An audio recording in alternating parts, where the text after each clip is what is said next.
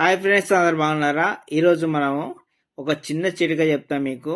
మీ ఎంటికలు ఊడిపోవడం కానీ, మీ ఎంటికలు చుండున కానీ, మీ ఎంటికలు పలసగా ఉన్నా కానీ, ఈ చిటిక మీరు ఈ విధంగా ఉపయోగిస్తే మీ ఎంటికలు ఊడిపోకుండా ఉంటాయి. మీ ఎంటికలు మంచిగా మందంగా పెరుగుతాయి, గుబురు గుబురుగా ఉంటాయి. ఎప్పుడు ముందుగా మనము ఉల్లిగడ్డ, కరివేపాకు, అలోవెరా జెల్లు, వేపాకు, మందార ఆకులు, మందార తెల్ల పువ్వులు, ఎర్ర పువ్వులు, తులసి ఆకులు, తమలపాకులు ఇవి రెడీ పెట్టుకొని పక్కన పెట్టుకోవాలి.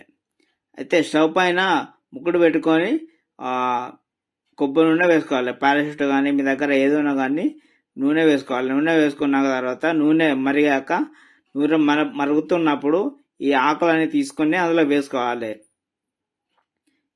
ఈ ఆకులను ఆ నూనె అనేది ఆకులకు పట్టుకోవాలి. పట్టుకున్న తర్వాత ఒక జాలిలో తీసుకొని వడపోసుకోవాలి.